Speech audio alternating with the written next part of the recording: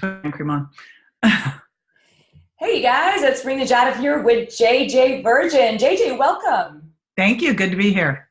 All right, so we're talking about your Virgin diet, 7 pounds, 7 days, 7 foods.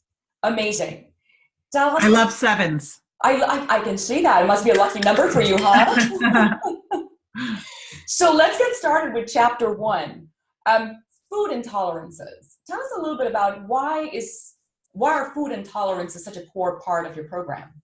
So here's what's interesting. When this all first started, I was doing food sensitivity testing in doctors' offices, and people would come in with gas and bloating, joint pain, headaches, fatigue. They couldn't lose weight, skin problems. And we'd run this test it's really a marker for leaky gut. How permeable is your gut? Because your gut should be semi-permeable, but it turns out that if you're under any kind of stress, you're eating gluten, you're eating fructose, you've been on any kind of pain medications, your small intestine can become more permeable. Mm-hmm. You couple that with poor digestion, rushed eating, lots of fluids while you're eating, maybe your stomach acids have declined because you're aging or under stress. And what happens is poorly digested particles of food get into circulation where they shouldn't be, and your body launches an immune attack to them. And then these little particles build up as immune complexes, and they create this reaction, which is what shows up in a food sensitivity test, and which is what I'm calling food intolerance. What I started to see was that the same foods kept showing up. And it was gluten and dairy and soy and corn were the first ones that showed up. Gluten was a different type of test, but it would still show up. And then the next tier were peanuts and corn, and sugar was creating other problems. So I created this whole concept around food intolerance because I realized that testing actually was the least effective way to do it, that the single best test was to pull these foods out for a couple of weeks and then to re-challenge and see which foods worked for you and which foods didn't. Because if you're eating foods that don't work for you, that are creating this immune response, it can create a whole host of symptoms. Again, the ones I described. Big one is inflammation, and inflammation can create weight problems. And also, food intolerance can make you crave the very foods that are hurting you and cause you to overeat. And these are not allergies. That's why they don't show up on a standard prick test. I know, because I was a prototypical patient of yours, right? So I had these 28 symptoms, and they said, oh, clearly you're allergic to something. You know, I have a face full of rashes. Dermatologist says, I'm sure we're going to figure it out. They put me through all these tests. Nothing. No, when I first started doing this, these tests were considered like, you know, kind of quackery. Right. I remember when I sat down and was doing the book, we were trying to figure out what to call it because they kept trying to call it a food allergy. You know, it is not an allergy. Right. That is an IgE response. This is an IgG response. It's delayed. You'll eat the food and a couple hours later, or even next day, you have a reaction. So you don't connect the dots between what you're eating and how you feel. You don't realize that it's the food that's creating all these problems. And in your opinion, it's the connection of the inflammation that these sensitivities are causing that leads to weight gain. That's part of it, but also the fact you start to crave these foods because when you're eating these foods on a regular basis, and it's, you know, when you look at it, gluten, dairy, eggs, and soy, they're in everything. They're ubiquitous. So if you're eating processed foods, you're getting those in because they sneak them into the silliest places that you'd never expect.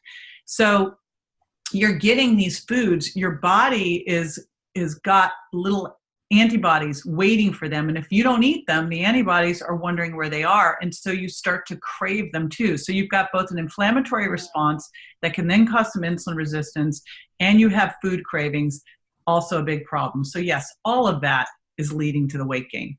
And for someone who's watching this going, nah, I don't have any intolerances, what test do you recommend? Now, I did the FIT test.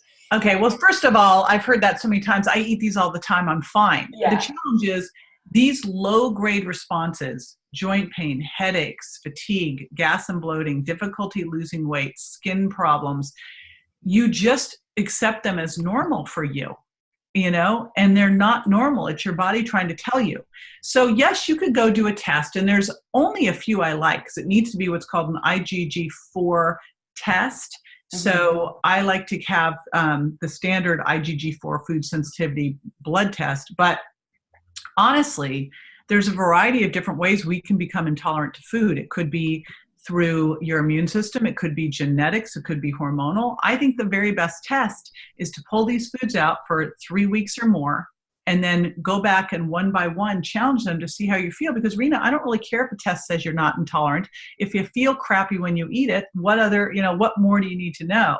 Absolutely. And it's free. I used to have people run the test and I'd pull them off the food, and then I went, this is free. It doesn't cost anything, and it only takes 3 weeks. Yeah. You know, by the time your results come back, you would have gone through the entire time period, because it takes forever to right. test. And that's what actually happened. People would come and take the test. In the interim between the test coming back, I would have them get off the foods. They'd come back in. We would get the test results. I'm like, why did I bother with the test? Exactly. Like, I didn't need that. Exactly. You know, used a test for the outlier foods. So what I found was that 70% of people showed up with eggs and dairy. Mm-hmm. Then the next tier was soy and peanuts and corn. And again, gluten was another type of test. But where I use food sensitivity testing now is if we've done that and people are still struggling, then I want to see if they have other reactions. And I would couple that with a really good stool test, like the DSL stool test, to see what else is going on, because it's probably something more with your gut microbiome and not necessarily with food intolerance. And remember, food intolerance is just really an indicator of the overall health and integrity of your small intestine. Exactly. And if you have some SIBO like I did, or leaky gut or dysbiosis, all this stuff gets exaggerated. Yep. All right. Chapter 2. So we're going to talk about how the virgin diet can work for you. Tell us a little bit about that before we get into the next set of chapters. So again, what I saw was that I was having people come in and they were doing their blood test, and then I was putting them on the program. And I realized that actually, by the time they came back to do the test, they'd gotten all the results. Mm-hmm. So if you are struggling with gas and bloating, joint pain, headaches, autoimmune disease, this really is the starting place for any kind of autoimmune disease, behavioral issues, moodiness. This is the starting point. Or if you're just wondering, how do I create a diet? How do I design my perfect diet? And I really think we need to have a name for diet versus daily eating plan, because really you're using the virgin diet to go through a process to design your daily eating plan. Yeah. And the important thing here is this should be done annually, because what we're going to look at, just like when you do a food sensitivity test, you're looking at a moment in time. And if you go through any kind of stress, any big life changes, you know, let's say you go through any type of hormonal changes, you go through menopause, stuff's going to change. Exactly. And you may now develop another food intolerance. Mm-hmm. So this to me is a starting point. Or if you want to jump off after that and check and see, maybe you have some issues with histamine or lectins or something else, you start here to really develop this first part, normalize, create your new diet, because you connected the dots between what you're eating and how you feel, right? Now you know what you can be eating, and then you can get stable, and then you can go to the next level and look at maybe how many carbohydrates you should be eating, or do I need to be working on histamine foods, or whatever else could be going on with you. So true. And I love the fact that a lot of what you talk about jives with the 5,000-year-old science, which is Ayurveda. And a lot of that is about switching what you eat every season so you don't become sensitive to foods. And I think because we have access to everything, you know, we don't go to a farmer's market and eat what's in season. We kind of open a freezer or go into a grocery store, Whole Foods, and there's stuff from Peru to Norway. We're no longer limited by just what's available in season. We're eating everything all the time. You know, it's a problem. If you look at what we should be doing seasonally, locally, you know, as close to nature as possible. So we should be rotating those foods. Exactly. Let's do the next chapter. All right, chapter 3, gluten gone. What's up with gluten? Why is everyone hating on gluten these days? I love my bread and my cakes, and it's been a real challenge. So it was so funny when I first started this, because I think Wheat Belly came out maybe a couple months before my book, And then Grain Brain came out the year after, and Pain in the Grain, with Peter. I was like, when I first came out, you would think that I said, you know what, there's no Tooth Fairy, there's no Easter Bunny. People are like, what? Burn mistake. So the issue with gluten, there's a couple issues. The first issue is that gluten is very different in the United States than it is in some of the other countries because of the way we've genetically engineered it. We've dwarfed it and concentrated it. So we've made it extra gluten-y. Mm-hmm. And gluten, the big thing that does in the body is that it can loosen the tight junctions in the small intestine because it triggers the release of something called zonulin.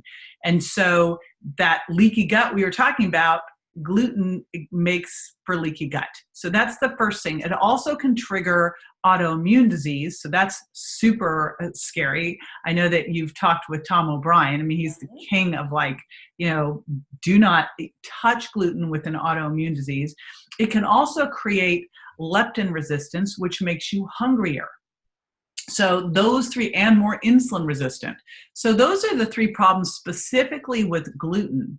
And, when we think of gluten, we think, bread and pasta. But the challenge is they put wheat flour on steak to make it taste better. They put wheat flour on French fries. So it's in all sorts of things you wouldn't think about. It's in everything. It's in shampoos. Yeah, mustard. I mean, it's so crazy. It's in so many things. So there's that issue. But the other problem is what we're doing to the wheat and the glyphosates. So, you kind of look at it and it's sort of the debate in the health community is it the gluten or is it the glyphosates? And it's like, well, it's all of the above, So we've got what gluten does to the body in terms of leptin resistance and the leaky gut and autoimmune triggers. But we also have the issues with it being sprayed by Roundup and the glyphosate on there, and that triggering a whole host of health problems too. What I've heard is Eichhorn wheat, which is still sort of called the heirloom wheat, cooked in a way where it's been fermented is actually the authentic way. It's a totally different food. So like if you pre-digested, it's organic, it's the heirloom seed. Einkorn wheat eaten as sourdough bread, where it has been fermented, it's easily digestible, is a completely different food than our hybridized wheat turned into flour and put on a French fry. Absolutely. And those are organic too. So they haven't been genetically engineered. They haven't been sprayed with chemicals. And they've also been fermented so that you drop the lectin and phytate load. So all of that, but that's not what people are eating. No. And in fact, I've had arguments with people who've said, well, I'm eating sourdough. You said to eat sourdough. Well, the challenge is that the breads that say sourdough are actually not using sourdough starters. They're again using fake chemicals, right? Just to create that sourdough texture. It's a chemical. It's made in a lab. It is not an authentic sourdough. So, fair warning, just because it says sourdough doesn't actually mean that it's your authentic sourdough. Now, in this chapter, are you also referring to removing gluten from other products, or is this primarily from your diet? Well, your skin is a sieve. So you really don't want to be putting it on your, because it's in hair products and lotions and a lot of other stuff. So ideally, if you're putting it on your face, it's going into your body. And faster, apparently, is what I've heard. It's like you really want to look. I mean, the bottom line is you've got to look at everything that you're doing, all the household cleaning products. And that's not where you see it. Where you tend to see it is a lot of the hair care products have it, and a lot of the personal. So personal care is a big issue, and you do need to look at it. There's some stat yesterday on a documentary I was watching that said that women put on 1,000 chemicals before they leave the house every morning. I was horrified. Horrified. Wow. All right. Chapter 4, no joy in soy. So now you're going to take soy away. It's so funny. So kind of the classic part of the virgin diet is that you take one food and you swap it for something else. And when I first did this, there were not a lot of alternatives. I mean, there was a lot of gluten-free junk food is what I'll call it. I said, if you weren't eating cake before, don't start eating cake now because it's gluten-free. But, you know, there weren't a lot of different options beyond soy milk. Like now there's coconut milk and almond milk and hemp seed milk and flaxseed milk. I mean, it's like, it's so Macadamia milk is the new one. I love it. Which one? Macadamia milk. Oh, yes. I've got some in my fridge right now. So here's the challenge with soy. If you look at, there was a study done on Japanese men in Hawaii that found that those who ate tofu 3 times a week, they were talking about moderate soy consumption, had smaller, like their brains were basically shrinking. We know that soy can lead to dementia. It lowers thyroid function. It has trypsin inhibitors that can impact your pancreas. So, but the biggest thing is really that impact on your thyroid. Then the other issue is the way we're consuming soy. Number one, soy is right there with corn in terms of one of the most genetically modified crops. And why do they modify the crops? So they can spray the heck out of it, right? And feed it to poor cows. And then to feed it to the cows and the chickens, it's disaster. So you've got, and fish, they're feeding fish soy. The salmon, that's right, farm salmon. It is ridiculous. Like, talk about really messing up Mother Nature. So it's genetically modified. It's impacts your hormones, especially thyroid. And if your thyroid's not working well, nothing is going to be working well. And if you were going to eat it back how it was eaten thousands of years ago, it was used, by the way, thousands of years ago to put nitrogen back in the soil.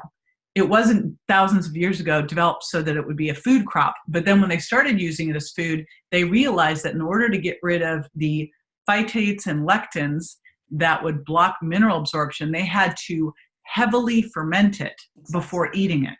So in traditional cultures, and I know because I lived in Japan, you ate it heavily fermented and it was organic. So it wasn't soy ice cream. It wasn't, right? I mean, it wasn't soy chips, soy hot dogs. Exactly. And I think as we went into fake foods, all that fake food, we have this thing in our industry, maybe you've gone to it, called Expo West, and it's the biggest supposedly natural foods conference in the world, but it's the biggest manufactured crappy junk foods, trying to pose as health foods. So, I'm sorry, soy ice cream, like, you're supposed to eat as close to nature as possible. Exactly. And soy ice cream is not a health food. It's just not. No, it is not. All right. So all soy is out. And again, I'm assuming not even fermented soy. This is out for the first 3 to 4 weeks. Right. As you let your immune system come down, calm down, you're giving your body a chance to reset. You're starting to establish a new normal. So you see what foods, what feeling good really feels like. And then we'll see at the end of that time, is this something that you could eat, very organic, fermented every once in a while or not, And for everyone out there who's watching this and going, geez, that's such a long time. I did it for 18 months, people. No soy, no 3 weeks. It's not even a credit card bill. It's nothing, Stop right? it. 18 months. Yeah. This is nothing. Like, you'll blink and it'll be over. Well, plus there's great alternatives for every single thing. So, I mean, first of all, no one's going to tell me they really love tofu. I don't believe you. I do have a really good tofu recipe, but yes. Yeah, gross. You gotta do this to it. We have so many great options out there that I find that people don't miss the foods at all. In fact, they like the new foods usually better. I think soy is the easiest one to skip. Yeah. All right. The next chapter is a harder one to skip, though. So, chapter 5, dump the dairy. Oh boy, this is where everyone gets super upset. Isn't yogurt meant to be so good for me? And doesn't it have the probiotics that I might get? Yogurt. It's so interesting. Activia. This is the biggest challenge for people by far. And I'll have people say, listen, I can get rid of the gluten and the soy and the corn and the peanuts and the eggs, but the dairy, I'm just going to do it, and I'm going to drop 6 foods. And what I like in dropping 6 foods too is, if you were sitting on 7 tacks right now, right? How would your butt feel? Oh, yeah. Not good. Awful. So you'd get up and you go, you know what? I'm going to take 6 tacks away, and then I'm going to sit back down on that last tack. Yeah. That's what's still painful. You cannot not pull the cheese out. The cheese, I will tell you, the dairy was the hardest thing for me. Oh my gosh. I mean, I grew up right outside of San Francisco. I grew up on cheese and sourdough bread. Like those were my things. And then yogurt from Yogurt Park in Berkeley. Yum. All my favorite stuff. Yeah. And then I was like, I mean, yogurt, frozen yogurt was my meal. That was it. It was so healthy. But dairy has a lot of issues. The biggest issue is it raises insulin. So and especially a lot of these non-fat, if you're pulling the fat out, something's got to stay in. And usually what's happened is now you've just got a bunch of what I call liquid sugar. Mm-hmm. So the biggest challenge that happens with dairy is that it's very insulinogenic. It raises insulin. So in terms of trying to lose weight and lose inflammation, dairy is very inflammatory and very insulin producing. This is super duper problematic. And if you have any skin problems at all, like I struggled with my skin from the age of 12 until the day I dropped dairy. Wow. And I hear that over and over again. And it's funny because people will argue to keep dairy in and they'll keep swearing how dairy they're addicted. They are. Dairy is so addictive. There was a wonderful documentary that in fact even showed, and of course then there's the whole calcium argument, right? Well, why? Oh, that's ridiculous. Yeah. And there was this documentary which showed, in fact, that countries that had the highest consumption of dairy had the highest rate of osteoporosis. Yes, yeah. And so, that's what's so funny. And the kids that drink the most milk they did the nurses study here. The nurses that drank the most milk had the highest rate of osteoporosis. And people go, but the calcium. Yeah. First of all, the calcium's not the important factor in your bone health. It's being alkaline so you don't leach the calcium out of your bones. It's having good vitamin D so you absorb calcium. It's having good vitamin K so you put it in the right places. There's so many things that are involved in bone health, and everyone's like tries to say it's the calcium. But the calcium in milk is very poorly absorbed because milk's acidic. So that's the other big joke here is that drinking milk, the whole silly milk mustache and drinking exactly. That's again what the industry did. What a brilliant campaign. I mean, dairy was incredible. Not consumed right up until those ads with those mustaches, but also those brownies. I'll never forget, like driving, going, oh, I think I'm going to pull over and buy some cake for myself and some milk. Those ads were so compelling. And I think, anytime anyone goes on any kind of a diet, I always say, stop watching ads, stop watching TV. Yeah. Because they are going to corrode on your willpower. And make it remember too, so your body, you eat a food, the antigens from the food pass through your small intestine because it's leakier. Your body has antibodies that grab a hold of the antigens and form immune complexes. You decide to stop eating the food. The immune complexes start to go away, but the antibodies are still lying in wait, waiting for that dairy, and they're going to be very noisy and angry, wanting to get it for 3 or 4 days. So what's important here is if there's a food that you're going, I can't give that up, that is your kryptonite. That is the classic sign that you have a food intolerance to that food. That's the food. That's the one to go. Yep. All right, chapter 6, you want us to pluck the eggs, corn, and peanuts. This was very tough for me because eggs, I've always felt like are like the perfect food. They're yum. And I love eggs. They're just, they're so easy to do. If you're trying to eat a lower carb diet, this is such a quick source of protein. And then I started to look at all these food sensitivity tests and they were one of the highest. It was eggs and dairy, the highest reactions. I'm like, damn. Now, there's 2 things here with the eggs. You are what you eat. So I always wonder with the eggs, is it the egg or is it because the chicken is being fed GMO corn and soy? So it's very important as you go through this program, you're going to pull the eggs out for 3 weeks and they can be a trigger for autoimmune disease. But when you do bring back pastured eggs.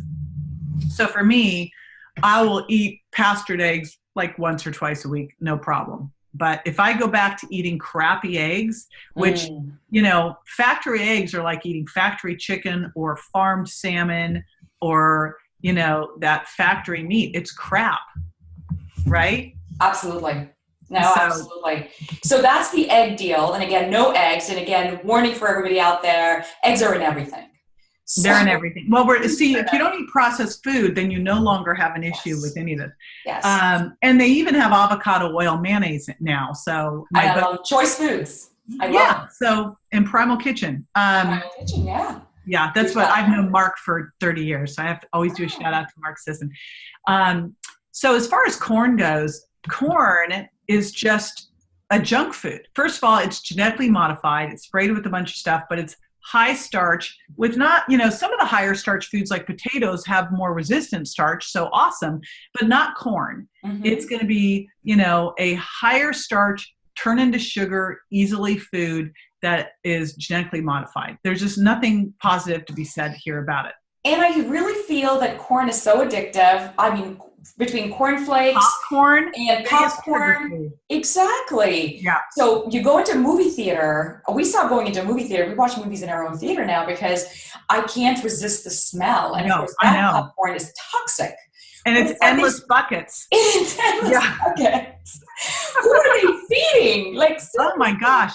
Of that crappy, that is the grossest stuff ever. Horrible. Poison. It's just poison. And you've got someone eating on your left, you've got someone eating on your right. So they're having a Diet Coke with it, which is Diet Coke. But remember the air poppers, and I just remember eating, so much of that crap. And all it does is hijack your blood sugar, raises your blood sugar, raises your insulin.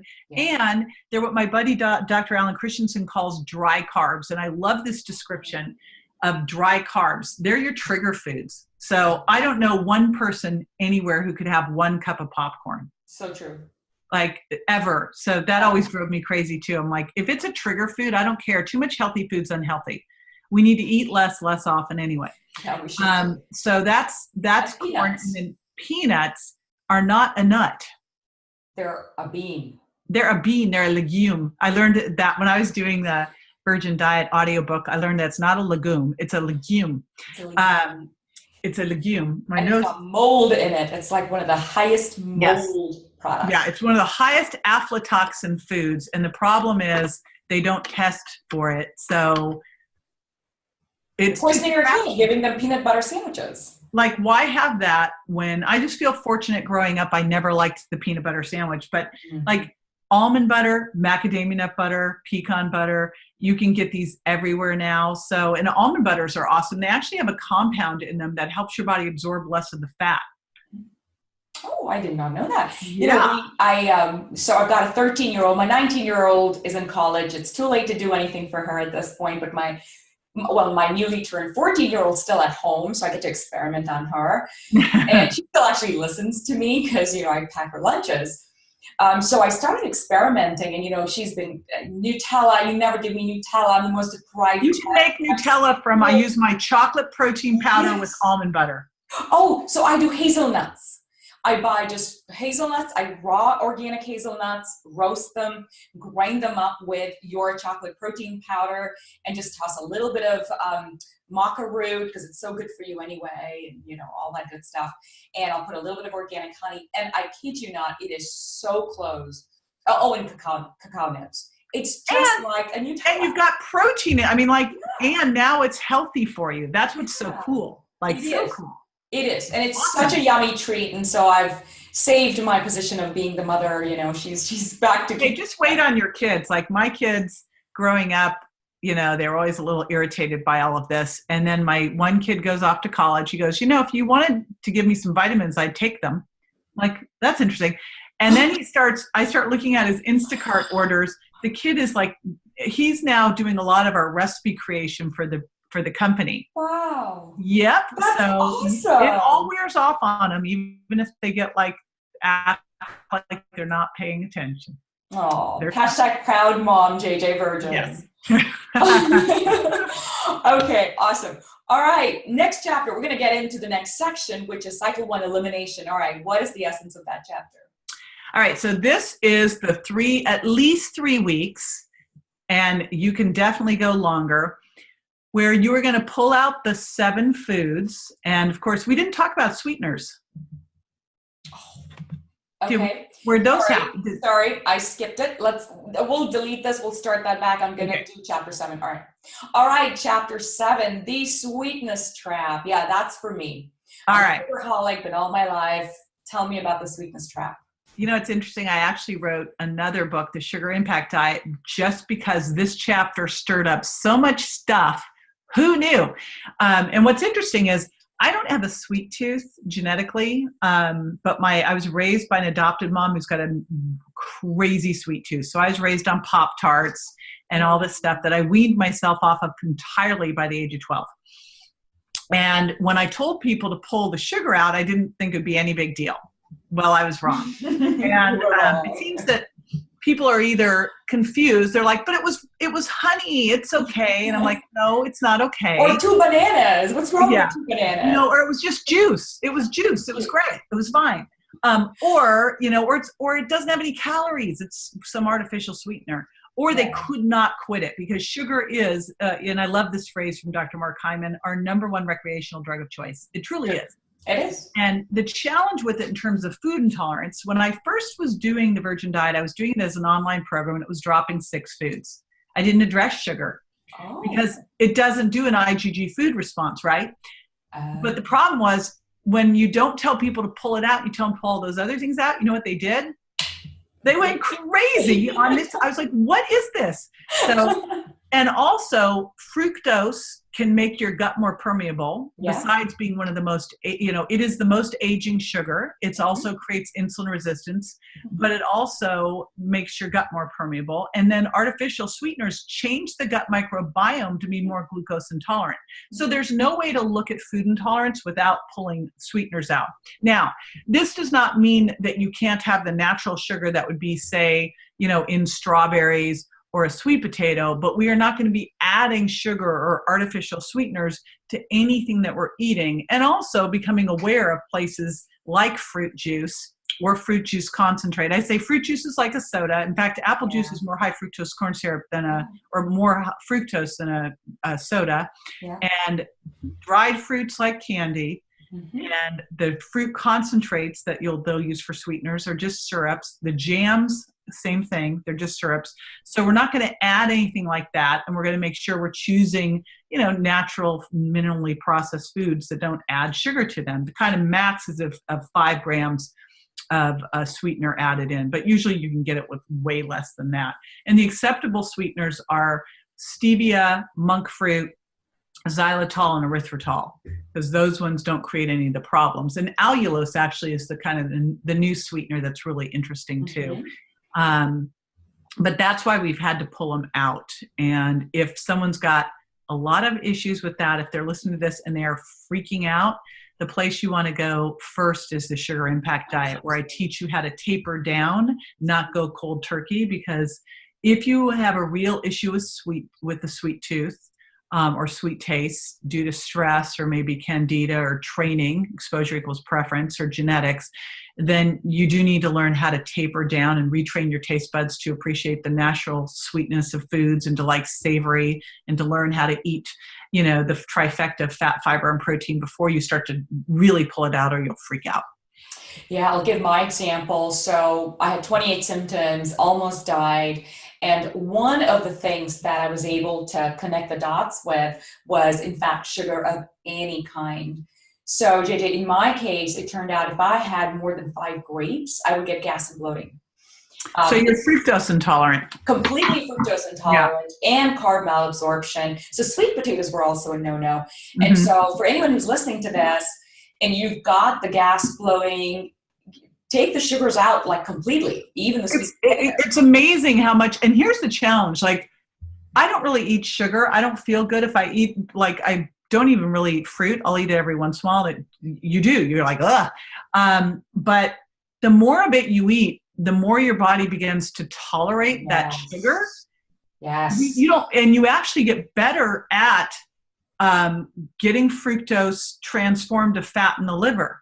You don't want to be good at that. Like, no one wants to be good at making fat. Never. No, never. Yeah. And there's, again, a lot of science around, years ago, we didn't eat fruit all the time. We ate fruit. Right. was in season for a very short period of time, and it was never this sweet. All these massive apples look nothing like the apples of the days. These grapes, I picked up organic grapes 2 days ago, and my husband was like, these grapes are bigger than my eyes. Like, where'd you find them? They're these big suckers. Yeah. So sweet, like 2 grapes and you're on the floor with insulin. Well, here's what's interesting too about that, if you really think about it. So it used to be that you could only get fruit during the summer, in the good old days, right? Yeah. And during the summer, we have longer days. If we have longer days, we're sleeping less. Yes. If we're sleeping less, we're more insulin resistant. If we're more insulin resistant, we're storing more food as fat.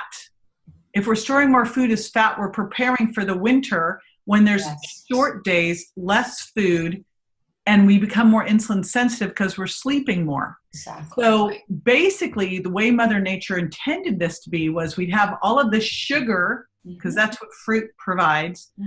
It has fiber and it's phytonutrients, but it provides, it's the highest source of sugar naturally. So we'd have all this sugar with long days to get fat over the summer so that we could survive the winter. So all of this using fruit as your dessert, and who eats dessert anyway? It's ridiculous. But using fruit like it's a free food is just insane. I think Weight Watchers started that problem, pretty sure. Oh, I'm sure they did. Well, I'll give you a statistic of one. I'm a sugarholic. I'm a declared sugarholic. 18 months, no sugar. I got back my health. I started little again, and I'm back to fighting the cravings again. And just last week, I was declaring to my family very loudly over dinner table, that's it, I'm done. I'm giving up my sugar again. Because for people like me, I think we haven't found this out yet, but I think it's a microbiome issue. I think there's bacteria I was born with that loves sugar. And for 18 months, I killed them. New bacteria came in. They didn't want sugar. But the moment I started eating sugar again, they started to grow again. Well, also genetically, there are people who have a sweet tooth and they're sweet tasters. And if you have the more sugar you eat, the minute you start doing it, you want more and more and more and more. Yes. And once you know that about yourself, you know what your kryptonite is? Yeah. Like, it's got to go. It's got to go. Like, mine would never be that. But again, like you talked about, a bucket of popcorn with salt. Oh no, that's it. I'm lit up. So. All right. So figure out what your kryptonite is, and no sugar. Take. Well, an important thing there that you said, you could say, oh, but that's healthy. Well, too much food, it doesn't matter what it is unhealthy. So don't go kid yourself going, it was just grapes. Yeah, we're so good at justifying. Oh, it was just a pound of blueberries. Blueberries are so good for you. Yeah, but not a pound of them. Yeah. Yeah, I've been there, done that. All right, so let's get to the next section. Now let's talk about elimination, which is chapter 8. So how do we get started with the elimination process? All right, so this is where we get into this whole thing. And what I have you do first is you are going to take a food intolerance quiz. So you really see where you are, because again, you can do real testing, but the best test is your own body and how it feels. So we're going to look at where your starting point is, both in terms of your weight and your waist and hip measurements, because I want to make sure that as you're losing weight, you're losing your waist. If you lose weight and you don't lose your waist, you just made yourself worse, not better, right? And then we also want to make sure that these symptoms that you're aware of, gas and bloating, joint pain, headaches, fatigue, skin problems, food cravings, weight gain, that you're monitoring these as well. Because what I find with people, maybe this just came from like being irritated and frustrated, because you have a client and they do this for a month and go, I didn't notice a thing. And you're like going, well, you dropped 10 pounds, your skin cleared up, you're not bloated, you don't look pregnant, and you notice nothing. So it's really important to track all this stuff, because as you get into your new normal, you forget how crappy you felt. Yes. So that's the first part, is to know your starting point. And then for 3 weeks at least, and you can go longer, you are going to pull out those 7 foods. But what I did was I created swaps in the book for all of them, because again, what I really like to do is I like to add before I take away, right? But at least I want to give you a really good alternative, because I found that if I don't, people come up with some really bad things, And there's so many simple things out there. My gosh, there's almond cheese. I made an almond cheesecake for Thanksgiving that was insane. Wow. Yeah. So I made a pumpkin almond cheesecake. Do you use Kite Hill as your base cheese? I do. I love Kite Hill. Kite Hill is amazing. Oh my gosh. Yeah. So there's amazing cheeses out there. There's amazing, like, gosh, where you used to have a flour tortilla, there's coconut cassava tortilla. That's so right. We have all of those different things out there for you. So again, what I find with people is as they're going through and they're learning what to swap their gluten for, what to swap their soy for. I have, instead of starting the day with eggs, you start the day with one of my protein shakes. You just learn how to do these things, that it's just changing habits. And you start to feel better so fast. I mean, within 4 days, the average person in the first 7 days loses up to 7 pounds, which is crazy. And I had someone very disappointed. They lost like 10 pounds in a week, and then they only lost 2 pounds the next week. I'm like, you know what? And they hadn't lost weight forever. You know, I'm going, all right, you know. You just can't please everybody. You know, it's going to normalize after that. You're reducing inflammation. Right. But that's the first part, is really getting clear on those swaps. You keep a food journal during this time, and it's really important to have a food journal, because if you do feel crappy, let's say that you ate lunch in the afternoon, you go, God, I just don't feel good. Well, it may be that something snuck into that meal that you ate and you just weren't aware of it, right? So then you can look back and go, what was going on there? Now, since I wrote the book, I actually created a product that breaks down gluten and dairy and eggs and soy. Wow. Because I found when people were eating out, it was, you know, it's gotten a lot easier now, but it makes it easier so that they're kind of protected. It's called safety net. But we give you everything that you need to eat over the course of time. You know exactly what to do, and you do that for 3 weeks. And again, I have you now checking your weight every single day, because you're shifting so often, and it's good to see. And then each week looking at those symptoms to see how you're changing. Very cool. So I'll put a plug in here for the health journal. I think the most important thing you can do when you start any of these journeys is to start writing. So what's your baseline? And so for me personally, I had 28 symptoms and I didn't know where I was coming or going, and I couldn't figure it out. And so you always resort to what you know best. So in my case, technology, entrepreneurship. I was like, why don't I create something that's going to help me track myself? I call it the health journal. And we offer it for free on our site. You can just go online, download it, and print it out and use it. And it allows you to track your moods, your foods, your meds, your gratitude, any notes and reminders. Yeah, and we find that that's just amazing for those who do boot camps in general. That is so good. Here's why that's so important. Kaiser did a study, and they looked at a group of people who were trying to lose weight. And the differentiator between those who were successful and those who weren't, the one difference was the amount they journaled. Amazing. The people who were, Amazing, isn't it? Yeah. The people who were journaling consistently lost twice as much weight. Now, here's what's super cool about that. It's free. Exactly. It's free. Like everything we've described so far is free. You know, when I have people swap their foods, I'm not saying, hey, buy all this other stuff. No, we're just swapping. Exactly. Where you would have bought one thing, you buy something else. Exactly. So there's no, like, you can't say, oh, I couldn't do that, I couldn't afford it. Nope, you can't say that. Exactly. So if you're watching this and you're looking for excuses not to do it, that's not one. There are no excuses. None. No, there's one excuse. I just want to sit and feel crappy. Well, then, okay. That's true. That's true. Yes. But and you're entitled to that. Yeah, if you want to be see, I believe and you are just like the role model for this, that we need to be our own personal health detectives. That while you go to the experts and consult with them, you've got your journey. That's why journaling is so key and critical. And you know why what you're doing here is so key and critical, because you go out and you start to learn. And then you go through these different things and you pay attention to what happens with each one of those things, and you continue to get better and better and better. It's a journey. It always will be. You're just peeling an onion, right? Exactly. And it's for life. It's really something that you undertake for life as something that you're going to do. It's not something that's short term. You start short term, but then you notice, as JD shared earlier, you love how you feel, and then you're never going to want to go back again. So All right, well, let's move on to the next chapter, which is reintroduction. So someone who's going through the program and has now gone through, taken things out. Now, what's the process of bringing those foods back in? So here's what is so funny about all this. I think that people, when they buy the book, go through elimination and then they shut the book and just go off and do their thing because they feel so much better. Because I've had people come up to me and they go, oh, I'm off those 7 foods. And I go, how long has it been? They go, years. Okay, well, did you challenge back to see if you could eat any of them? No, I didn't want to. I feel so good.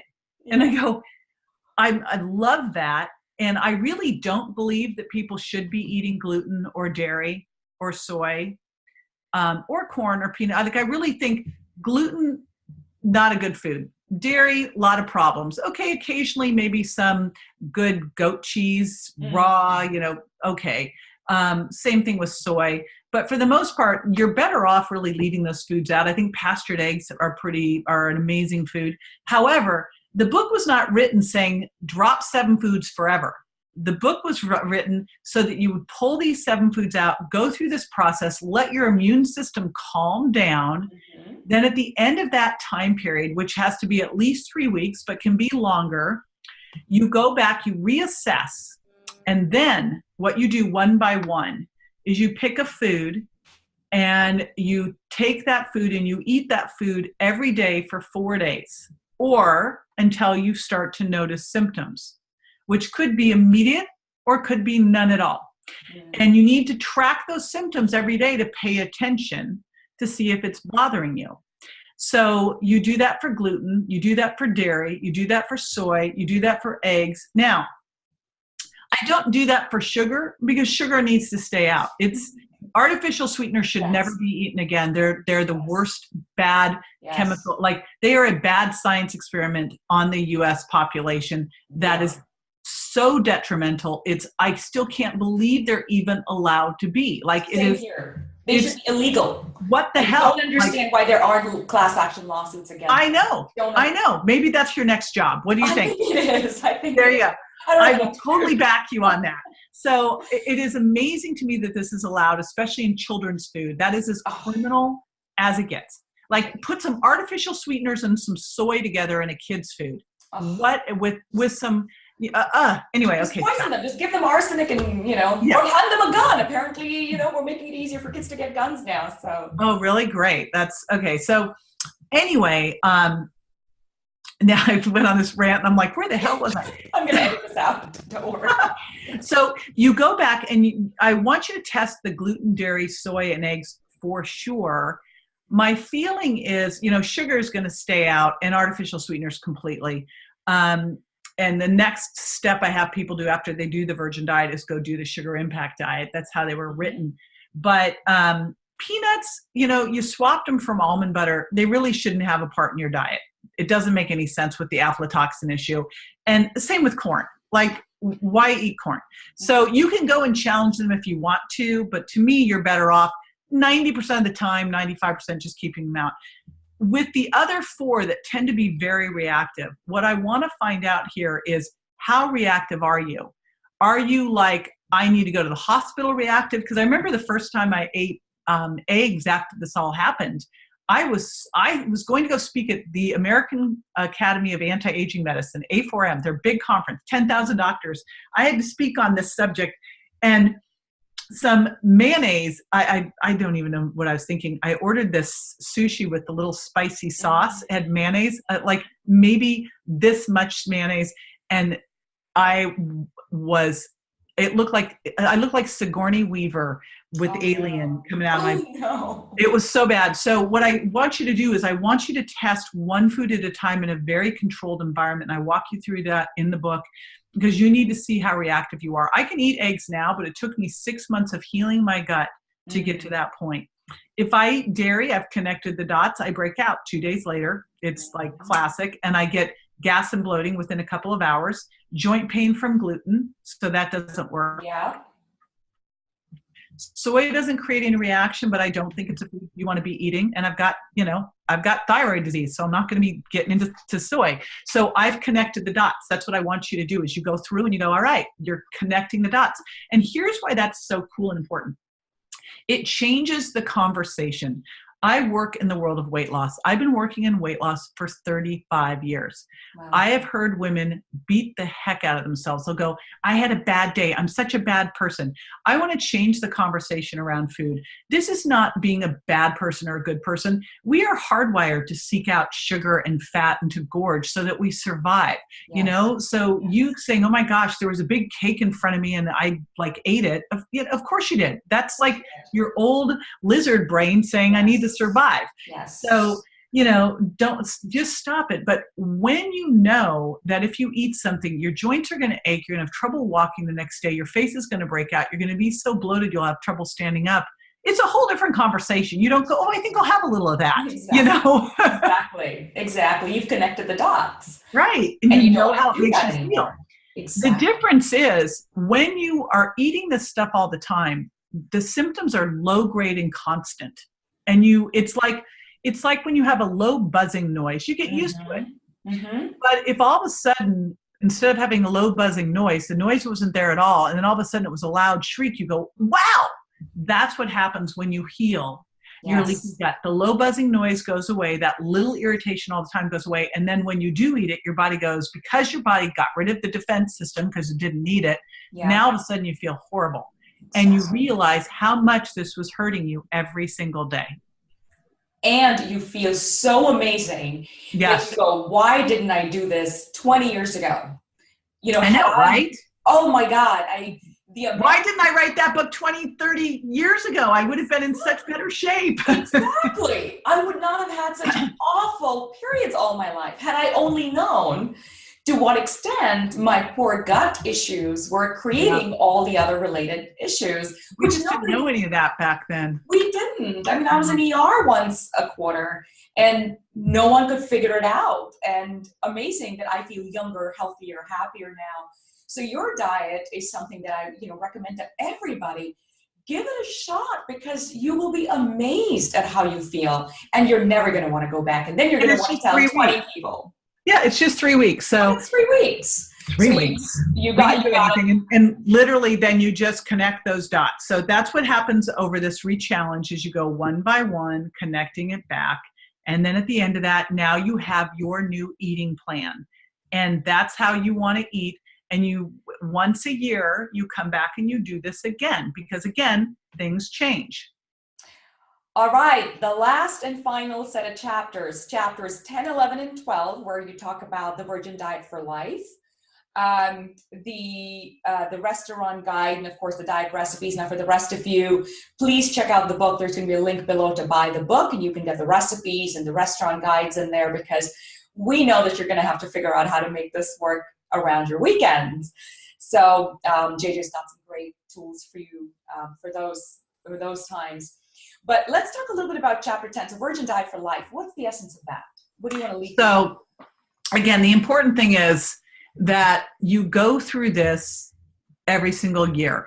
So you really check it out. Now, I don't eat gluten and I don't eat dairy. Those are just out of my diet. But I do check in and check on the ones that I do let in. So I do that every year. I go back and go, all right, what happens if I make sure I don't eat eggs for at least a month and then I go back and eat them? How do I feel? Mm-hmm. So whatever foods you have left in, you go back and go through the same process again every year, because again, leaky gut happens because of stress, gluten, fructose, different medications, shifts to your gut microbiome. And that can happen for a variety of reasons. If your hormones start to change because of aging, that can change your gut microbiome. You might get a leakier gut. Mm-hmm. So this isn't just, I did this, I'm done. Right? It really is for life. Yes, it really is for life. Now, the other side change. I call it lifestyle redesign. Mm-hmm. That's a good one. Well, of course, you'd say you're a tech person. So I'm constantly redesigning everything. Yes. Why not our lifestyle? The other part that's important, when I queried my community, it turns out one of their biggest concerns and biggest challenges was weight regain.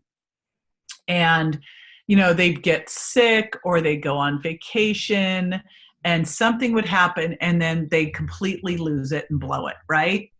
And I think at that point, this is where we really need to be much kinder to ourselves. I don't think men do this, but women are really good at kicking our own butts.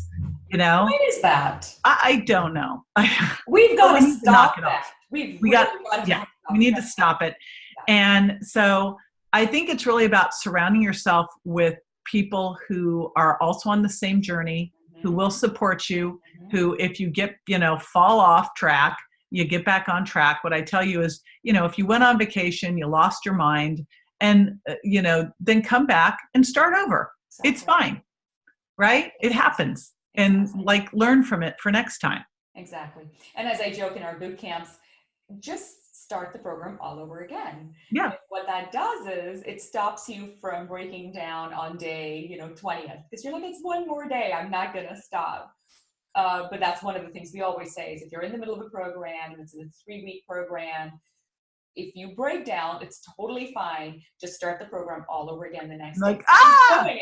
Keep doing it until you get to your 21 days. And I've had people that have taken the boot camps for 6 months and said, finally, I did it. I got my, in our case, it's 14 days. They're like, I got it. I did it. So, JJ, this has been amazing. Any last parting advice for those who are wanting to lose the weight and keep it off? Any tips on how they can make it through? Because challenges are going to come up. Mm-hmm. Any tips? So, when you look and because you've got all sorts of cool docs and health experts in your world, and in my world, we all hang out together. And so there is no shortage of strategies.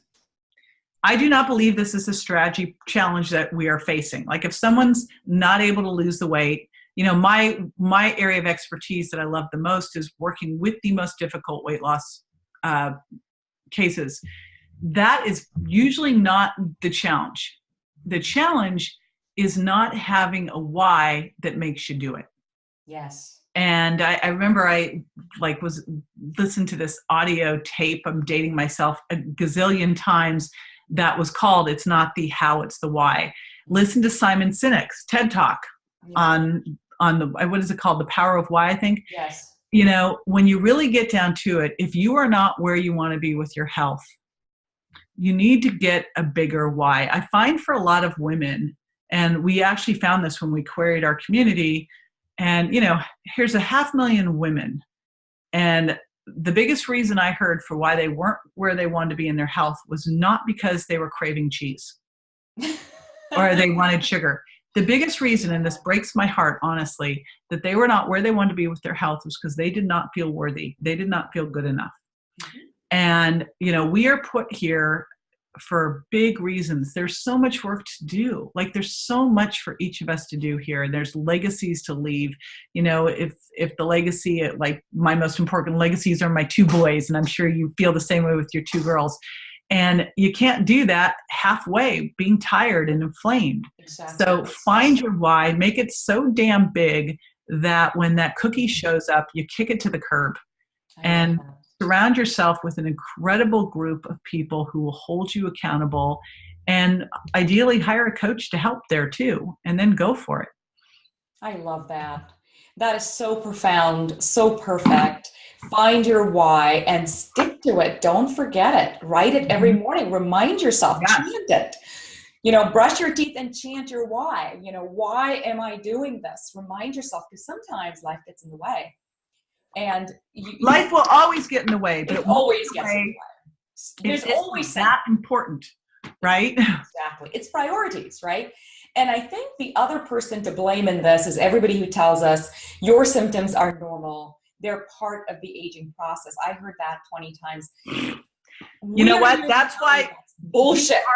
We are the CEOs of our healthcare. We're in charge. Yes. It's our journey. We are hiring consultants. Those doctors are consultants. That's what they are. They're not gods. They're consultants. Exactly. And your job is to go out and find the best consultants, synthesize the information, figure out what's right for you on your path, and take responsibility, right? Don't give up your responsibility to other people. Yeah. And don't put up with the symptoms. Don't put up with them like we put up with everything else. So with that said, big hugs to you, JJ. You're amazing. Thank you so much for all that you do. And for everybody else out there, stay smiling, get the book, check out the entire series, and please share. I'll see you soon. Stay smiling.